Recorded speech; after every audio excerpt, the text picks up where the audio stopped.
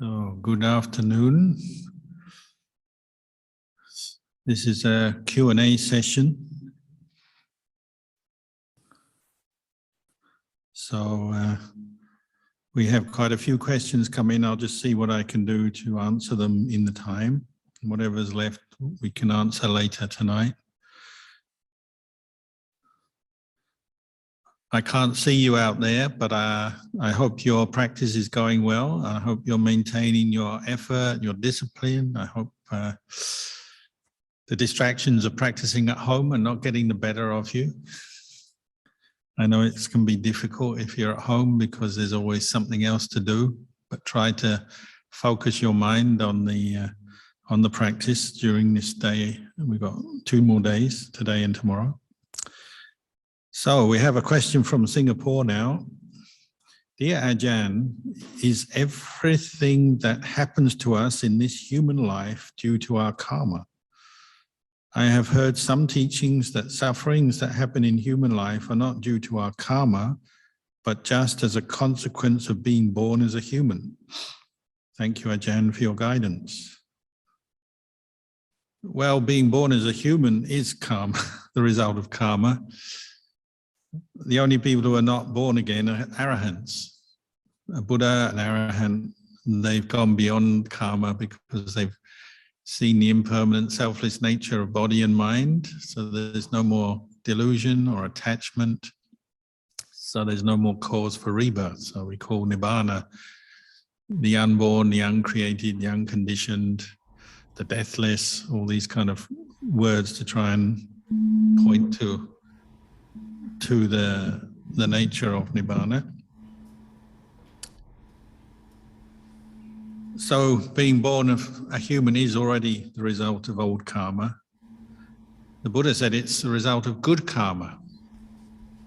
You need to have made good karma to have been born a human because it's considered a realm in the Sukhati Bhumis, so it's a realm of happiness. There's a certain amount of happiness and pleasure experienceable by human birth.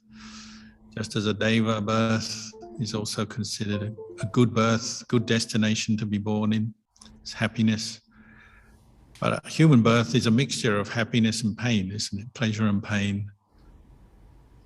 And we can't escape from that fact because once you've got a human body, it gets older, it's subject to sickness, as we can see with pandemics, but there's so many other sicknesses and injuries, things that can go wrong with a human body, and of course, aging and eventually death.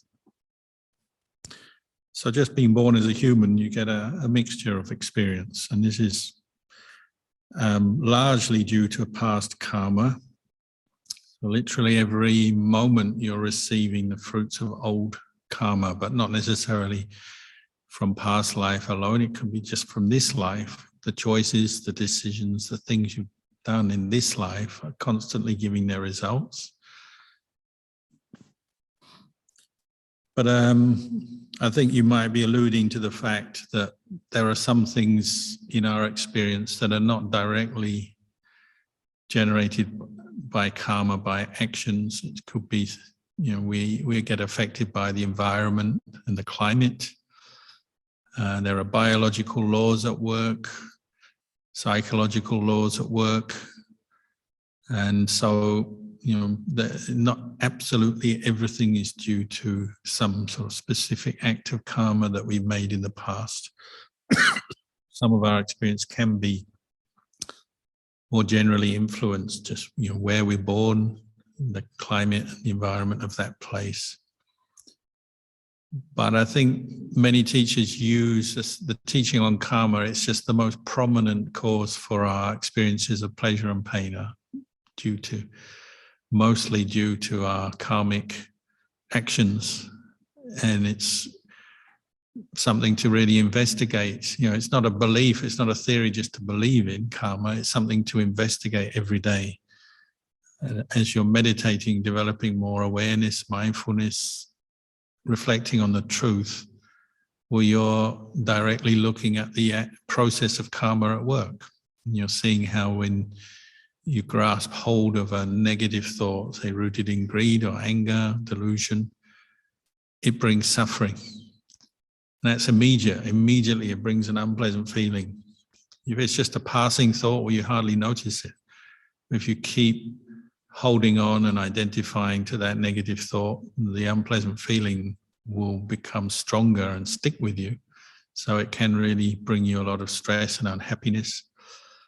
And in the same way, if you have a thought rooted in, say, kindness, or you bring up mindfulness as you meditate, this immediately is starting to bring with it accompanying pleasant feeling, or occasionally even upekkha feeling. And you can see the results of karma quite quickly. You know, people who learn how to meditate start letting go of unwholesome states of mind, experiencing wholesome states of mind, can quite quickly experience, you know, a turnaround in their life. They start to feel more at ease in themselves, experience more peace and contentment. So particularly people who meditate, they do observe the law of karma quite quickly at work, both the good, the bad. And of course, you're receiving the fruits of your karma all the time through your sense contact. So what you see, hear, taste, smell, touch, this is all the fruits of old karma, and then the feelings of pleasure and pain that they bring with them. So it doesn't mean to say, just because you're meditating doesn't mean to say you won't have any pain, you will. But how you treat it, how you look at those experiences once you're developing mindfulness and reflecting skillfully on them, you know, that will change their outcomes. So one person may experience pain in their leg and make a big deal out of it and get really annoyed or angry. For example, that person who was getting bitten by a mosquito and felt the sting of the mosquito and got really angry with the mosquito, and then they got an axe and chopped the axe down on the mosquito, but the mosquito was on their leg, so they ended up chopping their leg and putting themselves in hospital. Another person may have a mosquito bite them and they just look at the mosquito and, you know, blow it away or shoo it away, and they don't make a big deal out of it. So karma is both, we're receiving the fruits of our karma, good and bad, but then it's also how do we deal with or cope with the karma results that we're experiencing all the time, good and bad. And sometimes even good karma arises and gives us some good result, but then later we fall into negative states of mind and do unskillful things, and we can lose the advantage or the goodness of that experience. So you see that sometimes, you know, for example, those people who win the lottery, and then they do research on people who win the lottery. So you say winning the lottery is the result of good karma. They suddenly get a whole influx of money into their life. And you'd say, oh, that's amazing. I'd like to be that person. But then sometimes they blow it. They waste all the money, or they give it away, or get it stolen, or they buy the wrong things.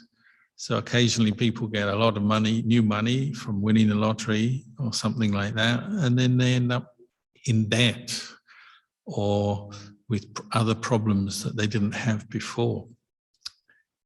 So karma is constantly changing. We receive good and bad results, and then how we deal with those will also create fresh karma, which brings good and bad results. So the best kind of karma to make is the karma for the ending of karma, which is the Eightfold Noble Path. If we develop that, then we've got a chance to transcend the whole karma-making process and let go of that to get, you know, the Arahant has done that. So they're like living proof that you can get beyond karma.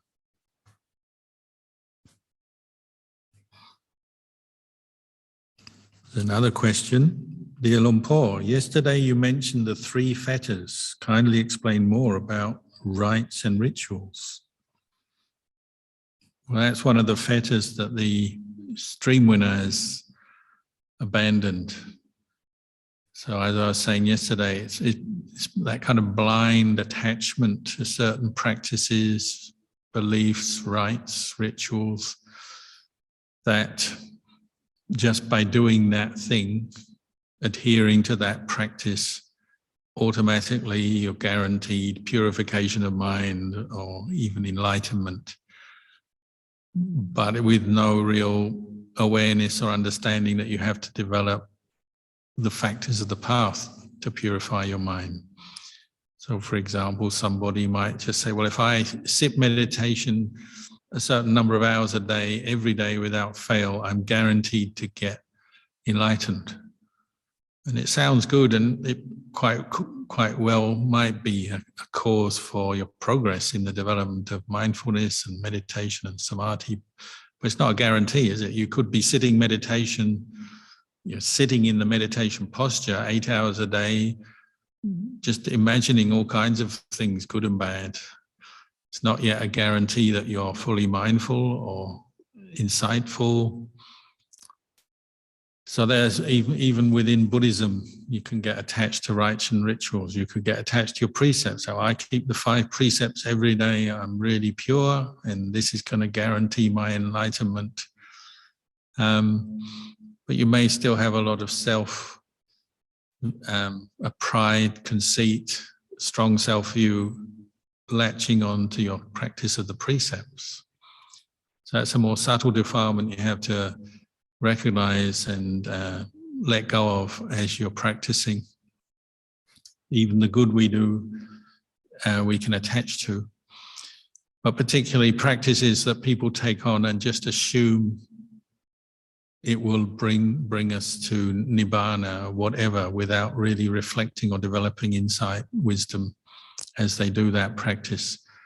And a lot of them are actually, obstructive to the purification of the mind. It maybe just becomes an attachment in itself. So as I was saying yesterday in the time of the Buddha, there'd be people who imitated dogs or imitated cows, or stand on one foot, one leg all the time, or they go naked, or they do certain practices like the Jains, they walk along sweeping the ground so that they don't hurt little creatures, but they may be not investigating the intention to hurt and abandoning the anger in the mind. They're doing it more as an external practice that they attach to rather than training the mind.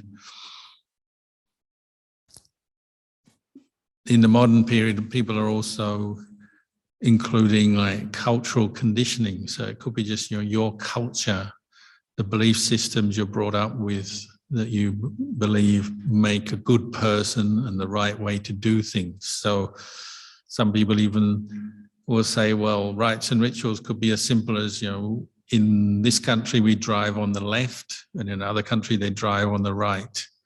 And driving on the left is the correct way to drive. And then, of course, if you go to a country where they drive on the right, you could be in trouble. And this has happened. And people have ended up crashing because they're so attached to driving on the left. They drive on the left in a country where they drive on the right, and they have a crash.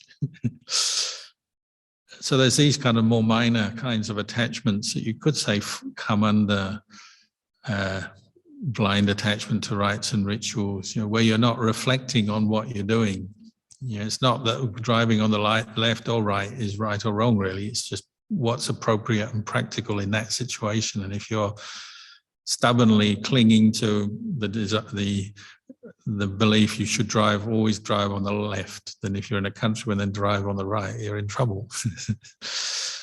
And it goes on like that, doesn't it? When you're a kid, you're brought up with all kinds of conditioning from your parents, and a lot of it is good, just giving you table manners, and telling you the right thing to say, right thing to do.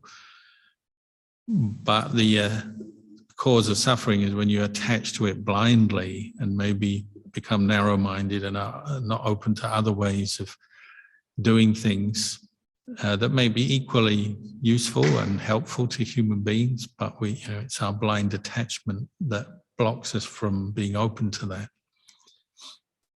So in monastery, even in Buddhist monasteries, one monastery will have their morning meditation at a certain time. In Thailand, we used to do it at 3 a.m.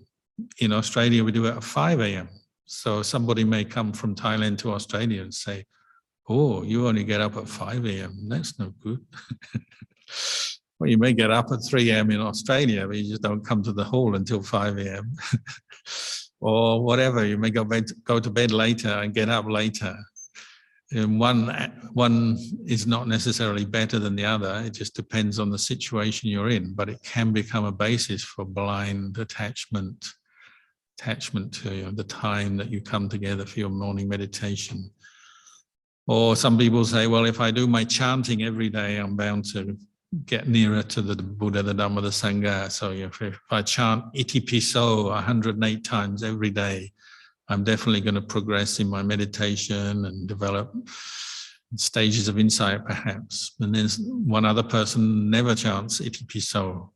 Who's right? Well, the person who doesn't chant may have good mindfulness and insight and purify their mind and develop Magaphala Nibbana. It's possible. It's possible that the person who chants 108 times every day may never gain much insight if they don't develop the reflective power of their mind.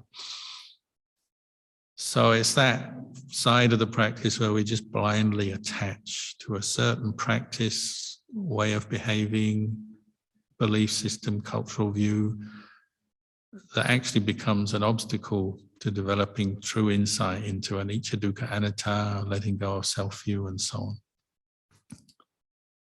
So there's plenty to investigate, investigate your attitudes to the practices you do, and any self-view that forms around the practices you do. We can sometimes become conceited and look down on other people who don't practice as well as us. In our view, we practice better than them. So you're actually creating the defilement in that situation when your whole purpose is to end defilement.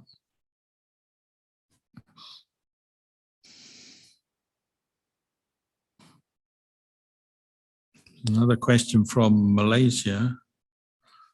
Luang Por, I have been practicing mindfulness of breathing, and as a self-practitioner, may I seek Luang Por's guidance to know if the practice is correct with the breathing technique. The breath can be very refined and the body and mind can still be as if there's a fine thread of breathing. At times, there's a band of energy following each breath from the top of the head also. There are sensations of stillness in the palms, or as if the palm is breathing in too. Different sensations of stillness and feeling, neither pleasant nor unpleasant, very neutral feeling in the heart, and as if there's a stirring up in the heart center. Then I will question, what does the mind know or is aware of? However, this makes the practice very distracting.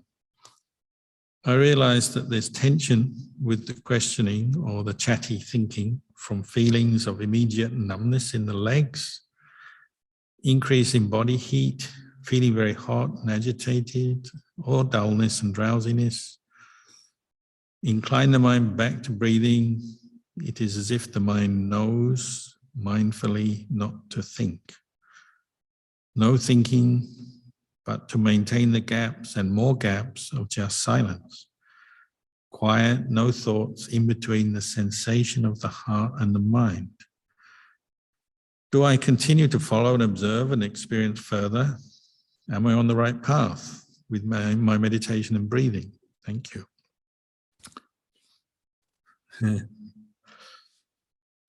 The sort of cheap answer is to just be mindful. As you become mindful of the breath, of course, it tends to become more refined, more subtle, and you're aware of much more refinement in the breath because you're focusing your mind on it. It becomes the center of your attention. And so it is very common for people to feel the sensations of the breathing, different sensations around the body. A lot of this is what we call piti or rapture, as your mind settles down on the meditation object, such as the breath. You can be aware of energy flows around the body, tingling sensations in different parts of the body, going up to the head, going down to the feet, and so on. You can be aware of the breath as wisps of light or wisps of kind of like cotton wool and cloth up and down your body. A whole range of different experiences can come up. And then, of course, if the rapture deepens, then your whole feeling of the body can disappear. And it feels like you're sitting, floating in midair, perhaps. Sometimes it seems like your mind expands beyond the normal limits of the body and it fills the whole room.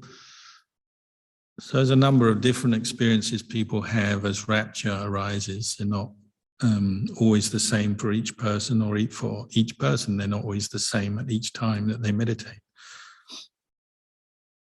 The thing to do is maintain your mindfulness on the breath, or at that point where the breath becomes so subtle you can't feel it anymore. And often at that time you get light, the brightness, the radiance of the mind becomes very apparent. But just maintain mindfulness at that point where the breath seems to disappear. Don't let your mind be shaken by doubts. So the very doubt, what is happening? What is going on here? Just try to observe and maintain mindfulness rather than question too much or get lost in the questions. If the mind becomes silent, well, good, fine. And there will be times when thoughts just disappear. There's no need to think because you're now just very mindful of the breath, or that point where the breath has disappeared. And there's nothing to think about. You've dropped the past, dropped the future. You're not sensing your body. And it can be a very pleasant, delightful, self-sustaining experience. And it seems almost like you can just keep sitting indefinitely. The pain, if there is any, is not bothering you, or maybe it all disappears. Sensations disappear. You're not bored. You're not giving in to tiredness. You're just very bright, energetic in your meditation. So if that does happen, just keep going. I recommend you just keep sitting and meditating as long as you can. Enjoy that experience and use it to really make your practice of mindfulness and then samadhi very strong and continuous, because it has a very powerful effect on the mind. And you definitely won't have that experience every time you meditate. Sometimes you'll be distracted, like you say. Sometimes you'll be too sleepy, you can't sit up straight, bobbing around on the ocean of dullness and drowsiness. Sometimes you will feel hot, yeah. Sometimes you feel cool and cold. Sometimes you feel hot. Sometimes you're distracted. But if your mind gathers together, and it's like a very conscious, a very clear gathering together of your mental energy in one space, one place, we'll use that. Do it. Keep going. And deepen that experience. And then I would say, turn to contemplate. And people always ask, well, when should I contemplate? What should I contemplate? If you're not sure what to contemplate, Ajahn said, just turn to contemplate the physical body. The 32 parts, the 4 elements, the impermanent nature of the body, the unattractiveness of the body. Send your mind on an exploration of your own body. Because you're calm, you'll find that you can do it better than normal. And normally it's very hard to stay mindful of the body. It's not an object that naturally interests the mind. We like to think about other things, not this body. But when you're peaceful in meditation, it's maybe the best time you can turn to contemplate the body. So do it, try it. But it sounds like you're on the right path, but just try not to give in to the doubts. You're always wondering what's going on, what's this, what's that. Just watch and try and make your mindfulness firmer, steadier. And whatever experiences come up, just observe them, learn from them, but don't think too much about them, don't doubt too much about them. Ajahn Chah used to say, you meditate, many wonderful experiences will happen. If you read that book, Still Forest Pool, it's like you've come to a pool in the forest and you'll see many weird and wonderful creatures come to drink at the pool. All you have to do is watch. Meditation is a bit like that. As you become more steady and still, everything turns into Dhamma. So your thoughts, feelings, sensations, every aspect of your experience becomes a Dhamma teaching. The more still, the more peaceful your mind is. So there's plenty to enjoy about the practice.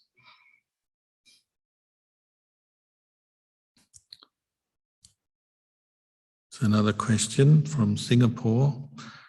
Dear Ajahn, yesterday you shared your experience about going into jhana by listening to Lumpur Anand's Dhamma talk. Can you share your other methods of going into jhana? There are many meditators like me who sincerely wish to know and are encouraged. Not sure I mentioned the word jhana, but you've obviously taken my description as to be jhana. Perhaps samadhi is a slightly more general term, safer term to use. So yes, I've had that experience listening to teachers like Ajahn Ajahn Chah, where the mind is just inclines towards the Dhamma very quickly and naturally. All the hindrances drop away. And the one definition of samadhi is the absence of the 5 hindrances: sensual desire, ill will, sloth, torpor, drowsiness, restless agitation, and skeptical doubt have all gone. So the mind is bright, mindful, focused on its object. So that could be attained through focusing on the breath, as we've talked a lot about the breath meditation. Could be from listening to the Dhamma. Could be focused on any aspect of the body. So those 32 parts, maybe one of the 32 parts or the 4 elements. Could be through Buddhanusati, recollecting the Buddha. But Buddha Anusati and most of the Anusatis will take you to what we call Upajara Samadhi, where you can get beyond the hindrances, but it's not quite jhana. Upajara Samadhi means neighborhood concentration, or it's access concentration, where your mind is just close to jhana, but you can still have a thought arise, hear a sound. And so it's actually the right way, or the best level of the mind to contemplate, practice vipassana, investigate impermanence, for example. Because you can still experience your senses and the body, then you can contemplate and see them as impermanent. In deep samadhi, you don't feel the body, you don't hear things, you don't think things, so then you can't contemplate in deep samadhi. But that has a cleansing effect, a refreshing effect on the mind. So when you come out of deep samadhi, then you can contemplate very well. And your mindfulness tends to be strong and continuous.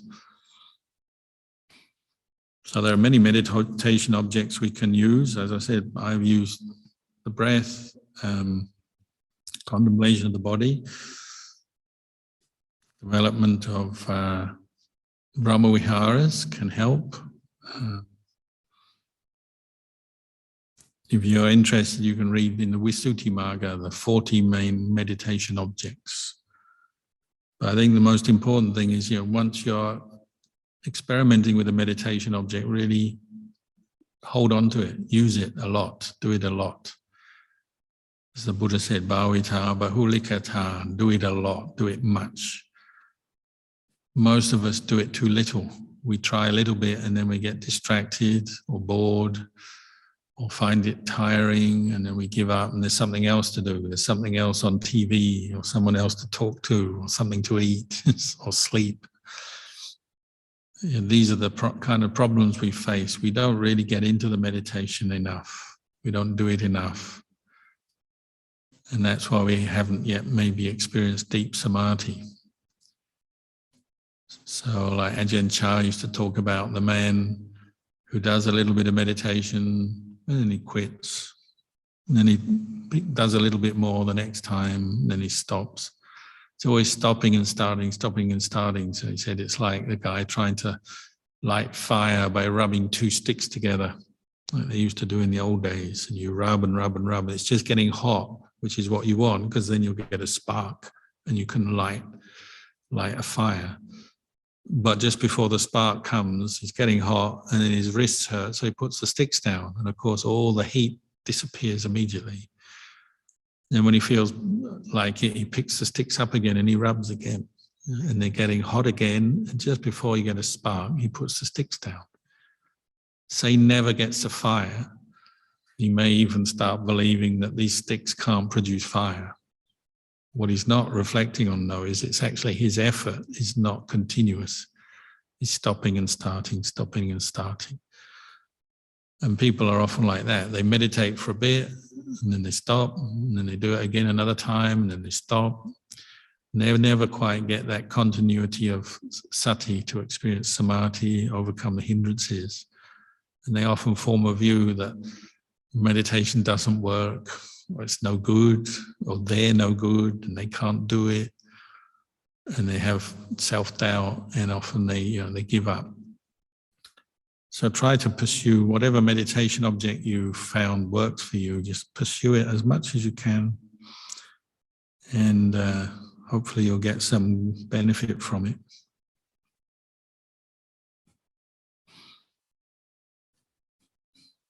Another question. There is a peaceful protest going on in Sri Lanka to bring back a just and virtuous political system instead of the corrupted system we've had for a long time. I have been helping the struggle, but find that I am more agitated now, and even in my meditation, I spend time thinking of what we can do to help.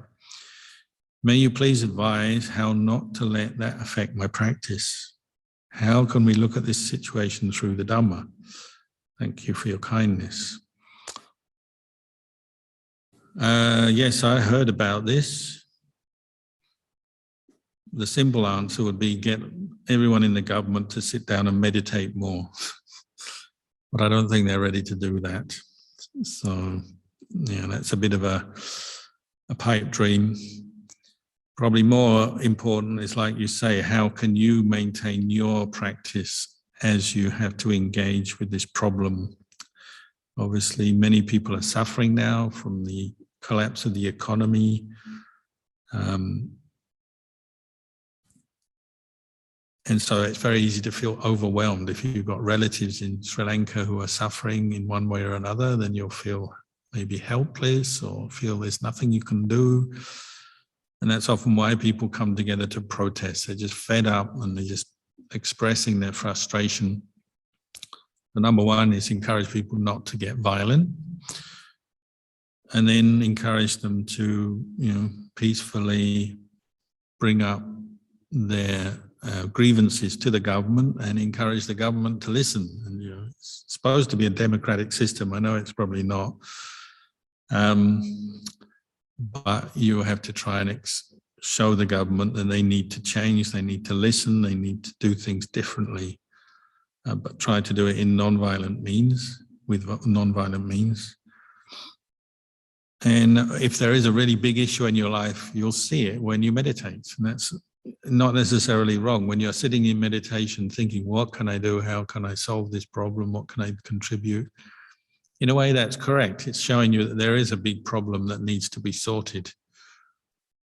But, like you say, try and bring the Dhamma into your thinking. So first of all, you meditate to establish mindfulness. And if you are feeling a lot of pain, anguish towards government or people involved who have maybe been corrupt or exploiting the situation, that's your first job probably, is to let go of your anguish, because anger will not solve the problem. Often people think it is the right way to go. They think if there's a situation where someone is corrupt, we should be angry, we should protest, we should hit back at them or whatever.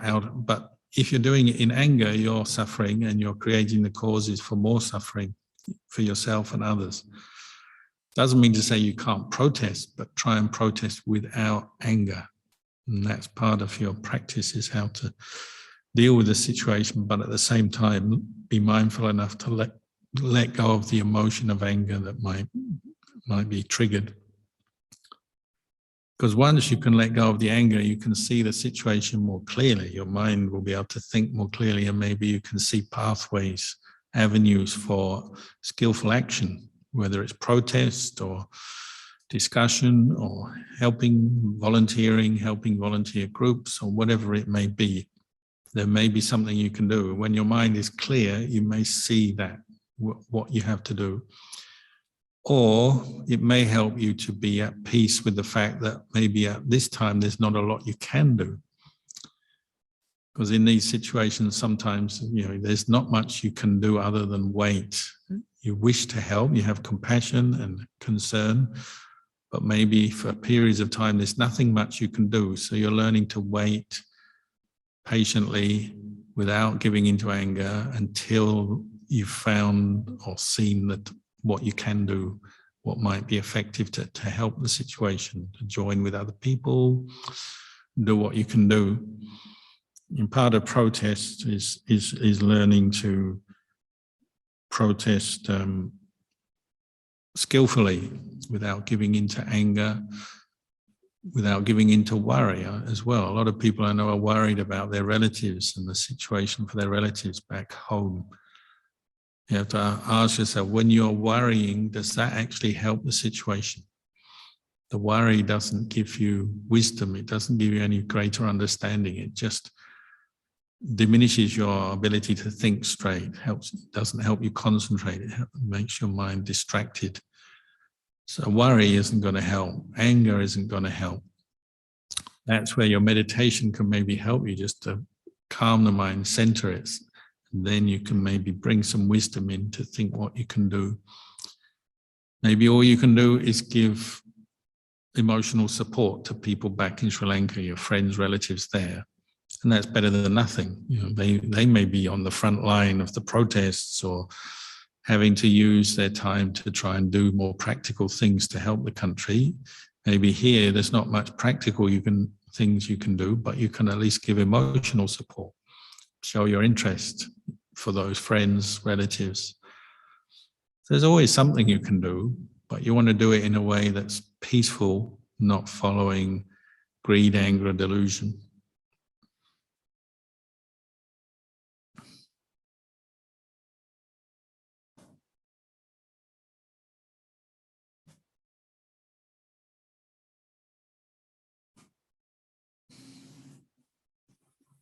Another question from Singapore.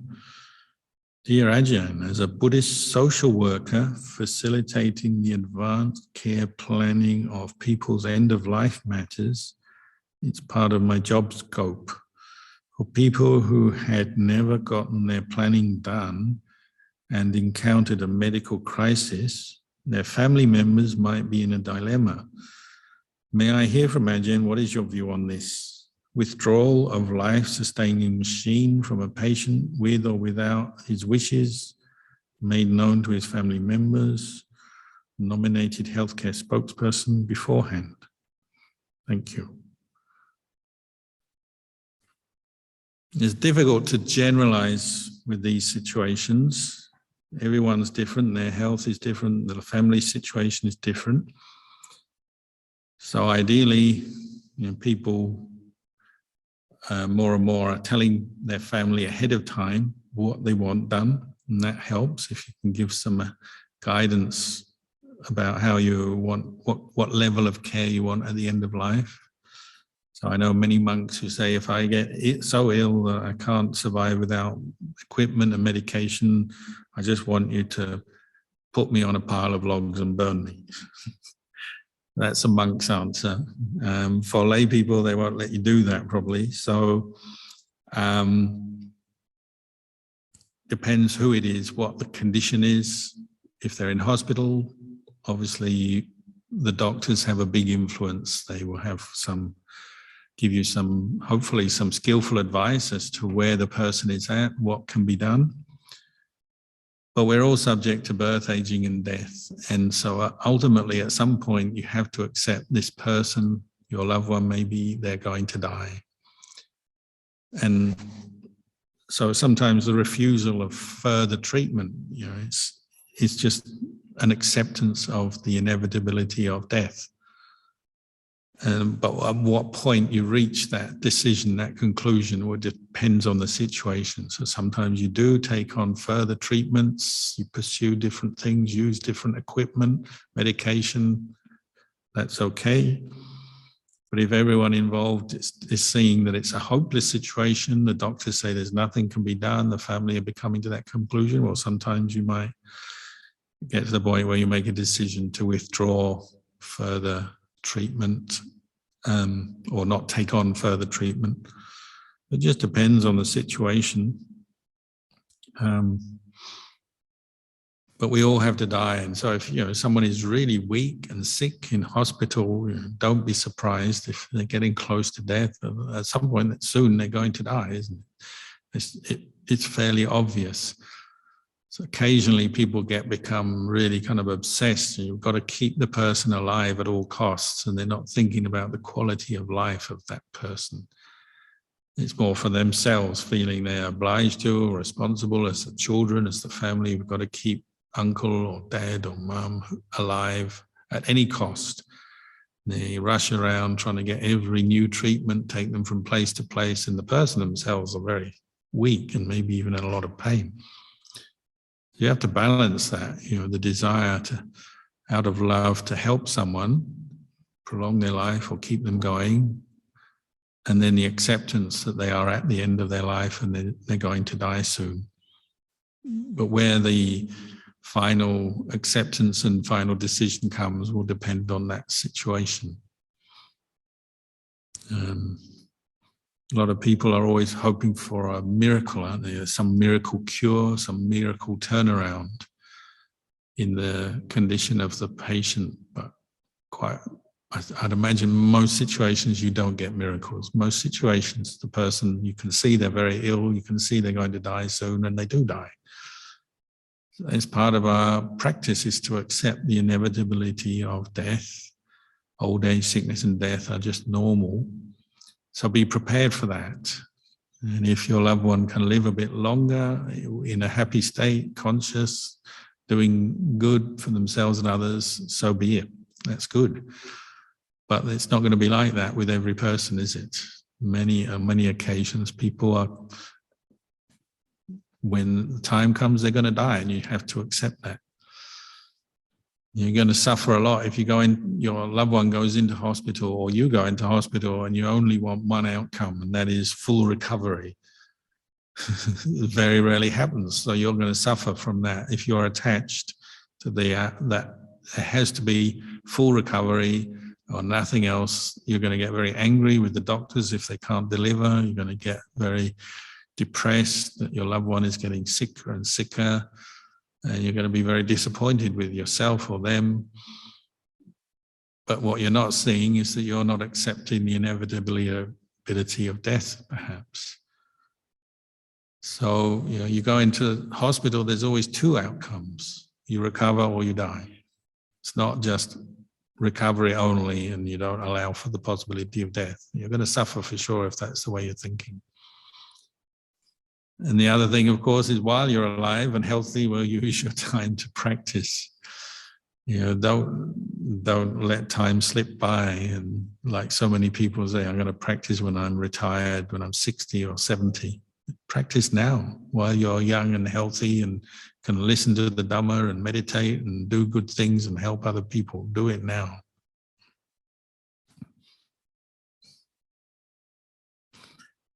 Another question from Singapore. Dear Ajahn, a butcher killing and slaughtering animals is considered breaking the precepts. As for selling fresh meat, fish and seafood in the wet market or selling meat at the hawker market, are they considered cause and effect, supply and demand? Maybe.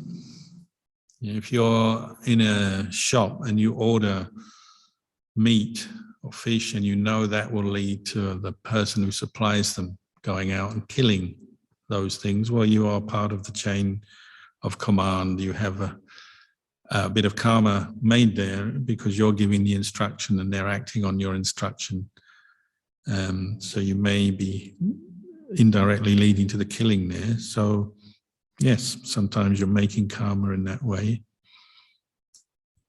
That's different from someone who's just going into a shop where the meat or fish is already killed, it's already on display. You had nothing to do with ordering that killing. You buy it because that's what you eat. There's no karma of killing made there. And then people always say, well, aren't you supporting the meat industry. Well, yes, you are. So you may then decide to become a vegetarian, not buy meat, and do your bit to reduce the amount of meat production in the world. And we know a lot of meat production is very cruel. Chickens and pigs and other animals or fish are, mass produced, and a lot of suffering, a lot of pain in their lives. And if we reduce our consumption of these things, well, we're doing our bit towards reducing the need for that industry. But to be clear, karma is about intention and result. So you have to have the intention to kill, you make an effort, and then the result is something dies. So going into a shop and simply buying a meat product that's on the shelf, there's been no intention to kill, no intention, no result, because you're just buying a piece of food on the shelf. So just be clear on what karma is and for your practice. But I'm not saying it's not good to be a vegetarian or stop eating meat. That's good as well. I stopped eating meat a long time ago, 40 years ago. And quite happy not eating meat. But it just depends on the person, doesn't it? Another question. Dear Ajahn, is there anything I can do to enhance the process for me to live and practice long-term in the monastery? Yeah. Well, shave your head, get ordained. We had 2 new novice monks ordained today. Hopefully they'll stay for long term. Who can tell? When you ordain, you don't know how long you're going to last. But ideally, when you enter the monastery, you're entering for a long time. For me, when I became a monk, it was very kind of straightforward. I wanted to be a monk because I was fed up with the lay life and all the limitations on the practice of the lay life, and having to meditate, listening to other people play music, and having to mix with people who don't keep precepts and keep getting drunk and keep arguing and fighting and swearing and all the things that lay people do.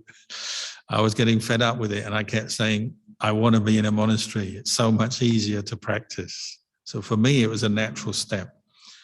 I think for most people who come into the robes and stay in the robes, there's that sense, this is right. This is what I want to do. I'm happy. Doesn't mean to say you don't have problems and obstacles or challenges, but there's a recognition that this is the way you want to live. And of course, it's a voluntary thing. Nobody forces you to be a monk or a nun. You have to want to do it. So to prepare for that, well, meditate every day, I would say. That would be the minimum. Meditate every day. Try to keep the 5 precepts every day until it's just normal for you to practice meditation, keep the 5 precepts, and practice dana regularly. Because dana is countering your other tendency to just accumulate wealth and experiences and amass experiences. And, the more we pursue wealth, the more it kind of embeds us, roots us down in the world, and it's harder to get out. If you're practicing dana every day, it's very easy to get into a monastery because you're used to letting go, giving up, giving away. So dana barami is very important. Sila barami, because in a monastery you need to keep sila every day. It's just part of your lifestyle. So you have to prepare for that. And then meditation. Meditation, patience, mindfulness, metta, upekkha. So if you look at that teaching, the 10 baramis, they're a really good guideline for preparation for entering a monastery, the monastic life. Work on your 10 baramis. Renunciation is another important, vital barami to develop, because in a monastery, you've renounced the world. You're not accumulating money. You don't have a lot of possessions. You're celibate. So practice renunciation at home first to see where you're at in your practice. Practice being celibate for a while. Maybe keep the 8 precepts for a while. Many people who become monks all their life. When they were a lay person, they started practicing the 8 precepts, doing retreats, or on a weekend keeping the 8 precepts, so that they become familiar with celibacy.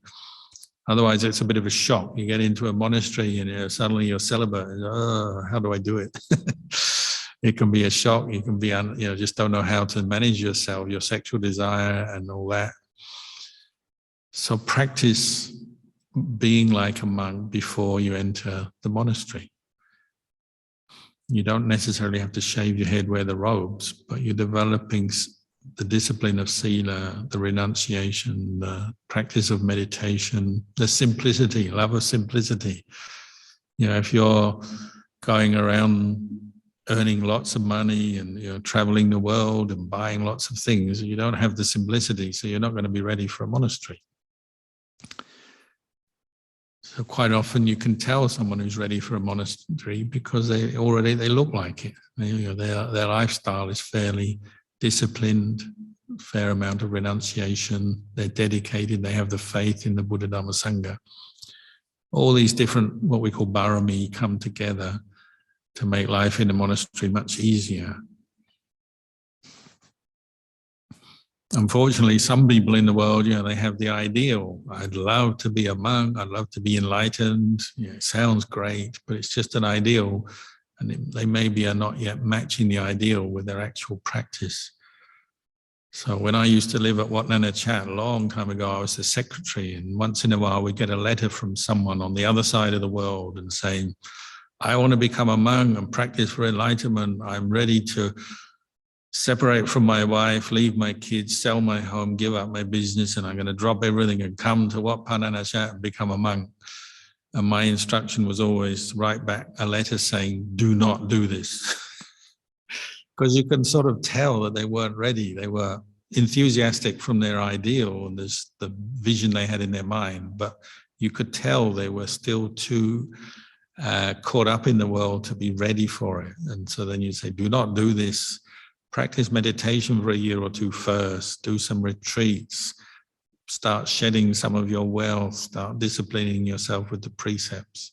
Then we'll talk about coming to become a monk.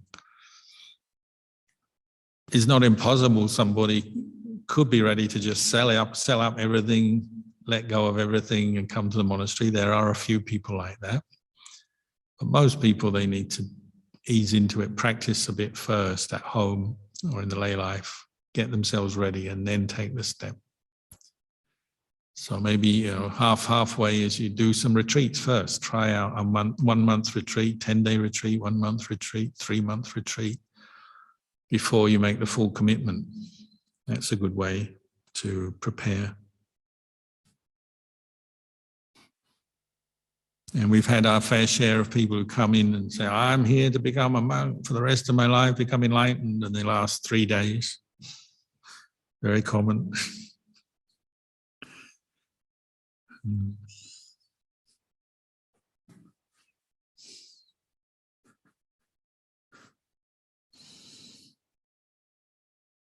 Another question from Singapore.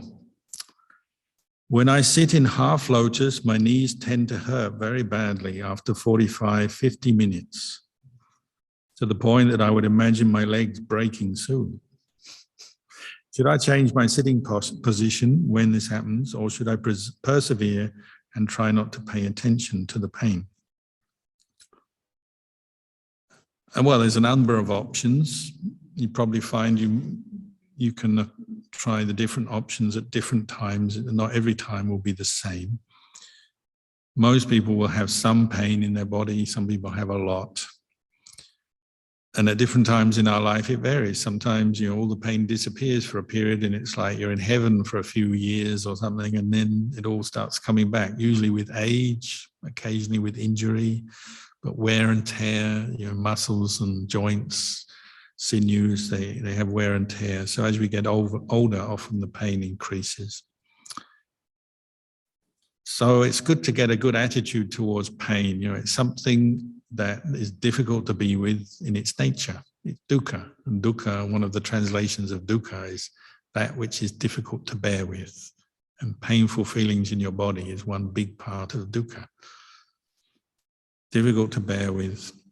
So don't push yourself to the point where your mind doesn't want to practice anymore. And some people do that. They sit with pain to the point where they associate meditation and practice with pain. So then after a while, their mind just doesn't want to go there, doesn't want to sit, doesn't want to listen to a talk. It's all too painful. And so they give up altogether, which is a shame. So learn the right amount for you and then just keep working on your level of stamina, patience, and developing some insight around pain. So if you are going to move because your legs are in pain, get into the habit of establishing why you're going to move, because sometimes we just do it without thinking. Try to be mindful. If you're going to move, get up, stop meditating, or just change posture. Be mindful before that intention. Why am I going to move? Oh, it's because of this pain. And before you move, just investigate the pain a little bit. You send your attention to it, look at it, observe it. How intense is it? The way the doctors say on a scale of 1 to 10, is today's knee pain on a 10, or is it on a 5 or a 3? Learn about it. Is it always the same intensity? Is it different? What kind of pain is it? Is it pinpointed to one particular spot, or is it spread throughout the knee or the leg? Does it change? Ask questions. What is pain? This is before you move. So you're investigating pain and your relationship between your mind and the pain. And what is the pain? Is the pain the bone, the skin, or not? Is the pain in the mind, or is it in the physical body? This is what you're learning about. Who owns the pain? Is the pain really me, mine? If it was me and mine, I should be able to say stop, but I can't. It's causes and conditions, isn't it? There are causes. You've been sitting a long time, there's pressure, there's nerves affected, but it's not something that you really own. So once you investigate like this, you're getting a new attitude towards it. You're seeing it is changeable. Sometimes it's worse, sometimes it's better.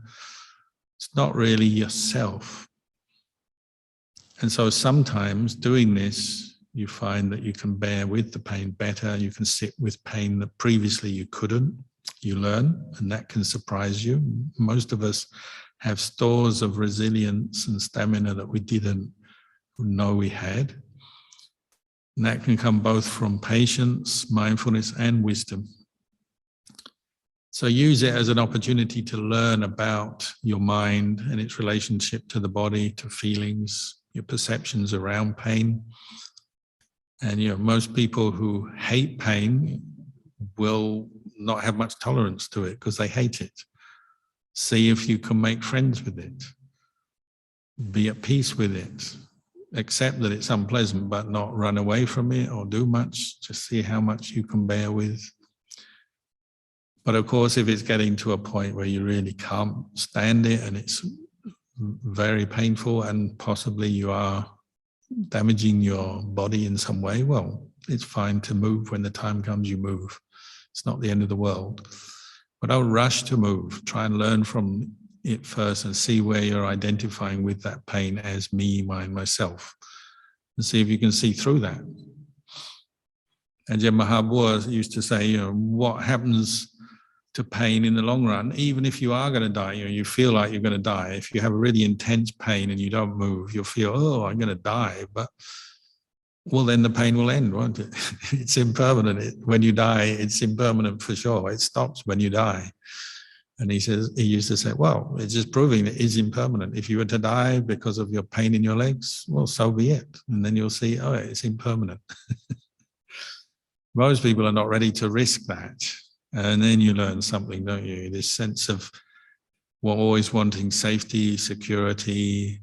We don't want to take a risk. We don't want to experience pain. And everyone's pain threshold and pain resilience is different. But see if you can learn from it. Just push yourself enough that you're learning more than usual, sitting a bit longer than usual. And most people meditating have found that over time, practicing regularly, they learn a lot from pain, and what they thought they couldn't endure, after a while they realize they can endure. And you often have hidden abilities with pain. So maybe I'll end the Q&A session there. There's still plenty more questions, but we can save them for tonight. So now we have a period of walking meditation, 30 minutes of walking meditation. So we'll just pay respects to Triple Gem. We'll do it silently now. And you can get up and do some walking meditation back and forth in your room or wherever you are. And there'll be a bell at 3 o'clock Melbourne time, and then we'll be back in here for the next sitting meditation session.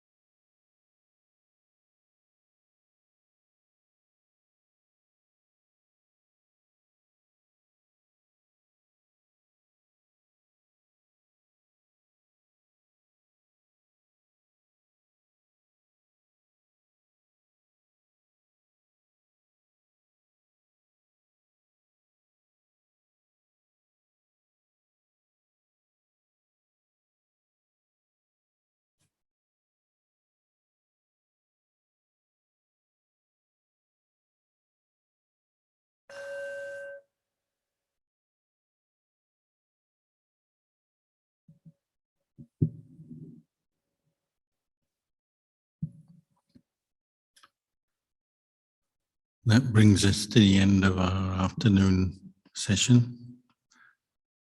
But you're welcome to carry on practicing, sitting, walking, meditation as you wish, or take a break. And we'll be back here at 7 p.m. Melbourne time. Now we'll just pay respects to the Triple Gem.